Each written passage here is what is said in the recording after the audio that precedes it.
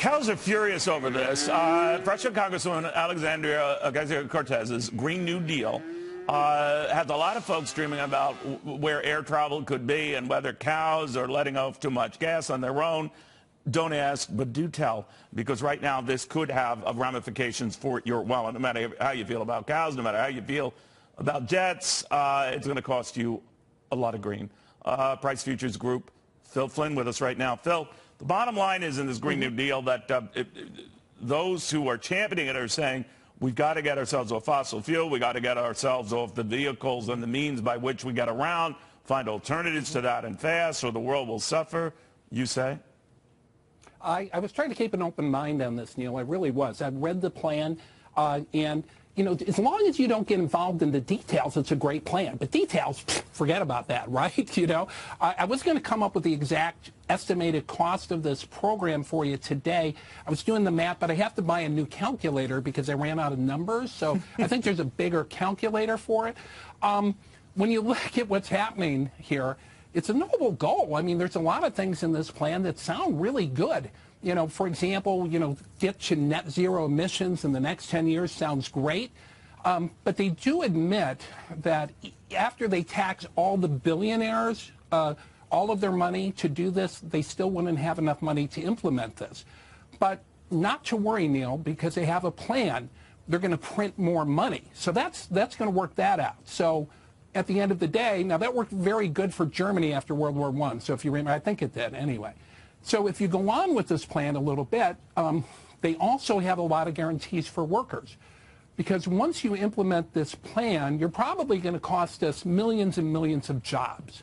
But that doesn't matter because you don't have to work and you're still going to get paid. So, and you're going to get safe, affordable, adequate housing, which I thought sounded pretty good.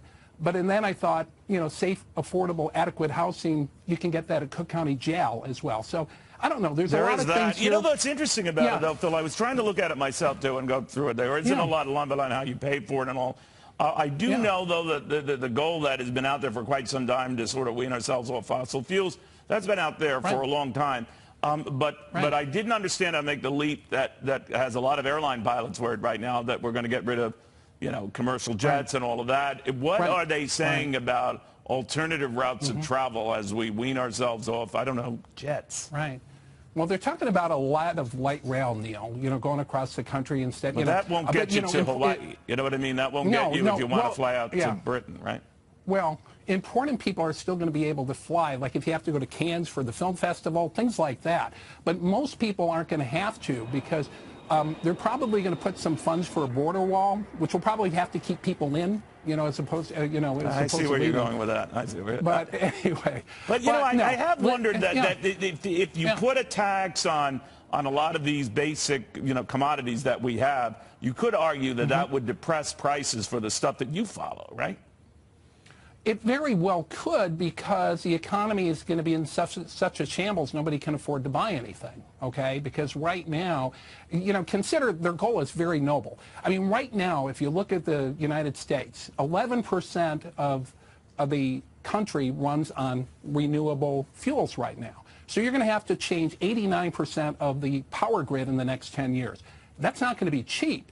Then you're going to have to retrofit every house in America. You know, forget about that natural gas furnace, that, you know, 25-year guarantee. You're going to have to replace all of that and replace it with solar panels and everything else. Fair enough. All right. Thank you very, very much. We'll watch this closely.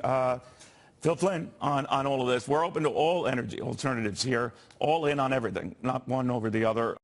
All right. Congresswoman Alexandria Ocasio-Cortez says her Green New Deal will save the planet. In exchange, we just give up cars and airplanes and rebuild every structure in the United States. We'll also, by the way, need to invent brand new forms of energy that science hasn't conceived of yet. How much will this cost? That's unclear. How will we pay for it? Unknown. Who will make this happen? Well, workers, obviously, though anyone who is, quote, unwilling to work will still get paid by the government. In other words, not all of the details have been ironed out as of tonight, and that's why we're grateful that Robert Hockett is here. He's a law professor at Cornell. He's advising Alexandria Ocasio-Cortez on the Green New Deal, and he joins us. Professor, thanks very much for coming on. So can I just ask the obvious question, why would we ever pay people who are, quote, unwilling to work? We never would, right? And AOC has never said anything like that, right? I think you're referring to some sort of document that some doctored document that somebody other than us has been circulating. Oh, I thought that came right from her. That was in the background or from her office, is my understanding. No. She's actually tweeted it out to laugh at it. If you look at her latest tweets, it seems that apparently some Republicans have put it out there. I don't know the details. Good. Well, then thank you for correcting me. I mean, because it seemed a little ridiculous. Almost as ridiculous as the idea that we're going to build enough light rail to make airplanes unnecessary, which I think actually is from the plan. I don't know where you got that either, Tucker. I actually believe that you're actually on our side about this if you actually read the actual plan, right? There's nothing about getting rid of anything. It's about expanding menu options, right? I mean, there are many, many things we want to be able to do now in addition to what we already do. So where's the airplane disappearance coming from? I'm not really clear on where that originates. Well, I could actually get it for you. This is that would be great. Frequently asked questions released by her office. And I'm quoting from it.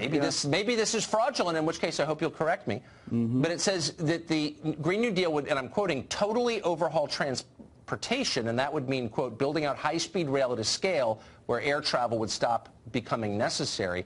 Hawaii Senator Mazie Hirono responded to that by saying that would be hard for Hawaii. So I don't think that's made up. The senator from Hawaii but I mean, it apparently is being misunderstood, right? We're really talking about expanding optionality here. We're not talking about getting rid of anything, right? We're talking about basically making it cost-effective to move into more modern forms of technology, more modern forms of production, which would then enable people actually cost-effectively to transition to that stuff. We're talking about requiring anything or prohibiting anything. That's sort of 1980s style environment. Okay, but hold on. I don't want you to back away from what she herself has said.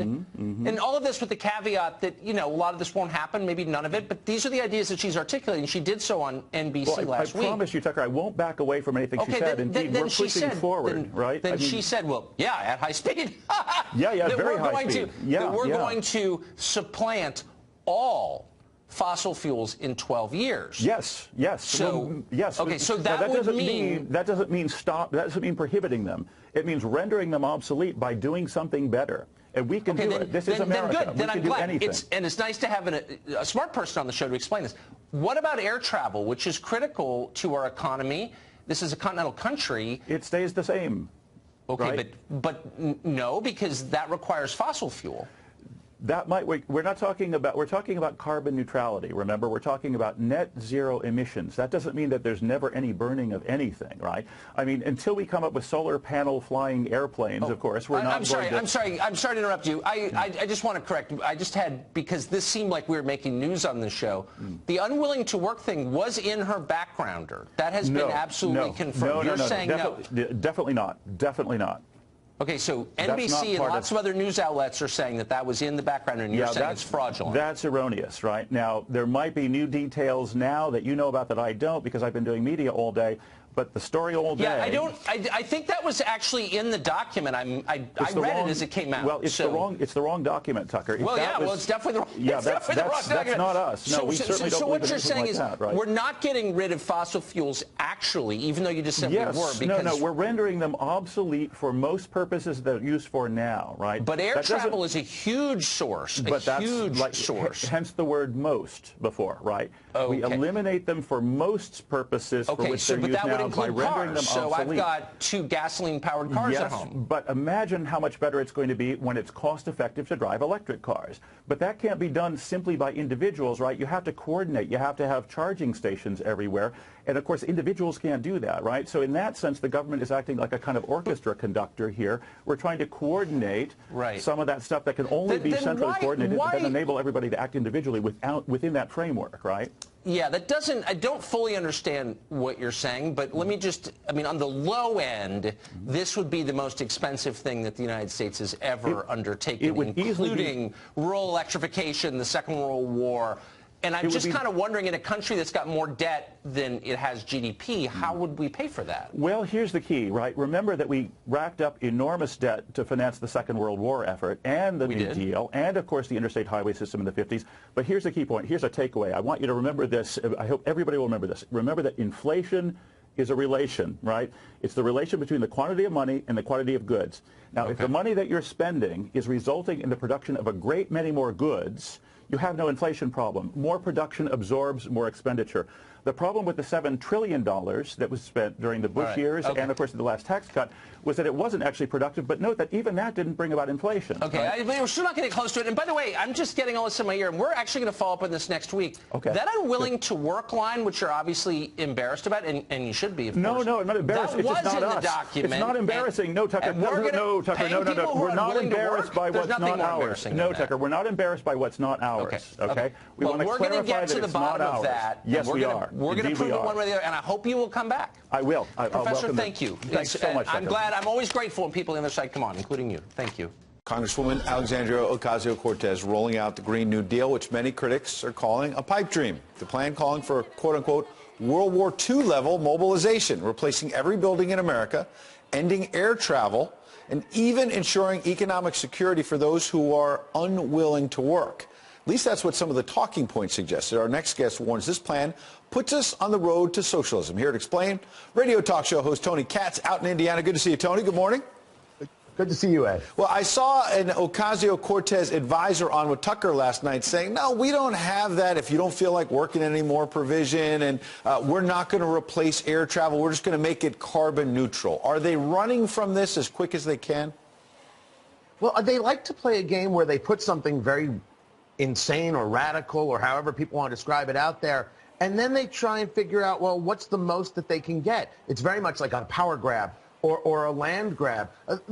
People will talk about this as the road to socialism, and there's no doubt this is about government controlling the production, the means of production here. The real problem here is for Representative Cortez, because she told us that it doesn't matter if you're factually accurate. It matters if you're morally correct. Well, you take a look at this proposal, and it's morally incorrect. There's just no way to look at it. Morally, it doesn't pass any smell test. It doesn't provide any value to the American people or to any citizen, any citizen anywhere in the world of even their nation. Well, and so there's a real moral deficit here going on from Representative Cortez, and I think she needs to go back and take a look at that and question her own morality and kind of center that. Well, I was talking to one of her Republican colleagues who privately told me this week he respects Congresswoman Ocasio-Cortez because he believes at least she's honest and direct about what she wants to do with the country, unlike, he said, other Democrats in the Congress who will say, no, I'm kind of moderate, and then really they believe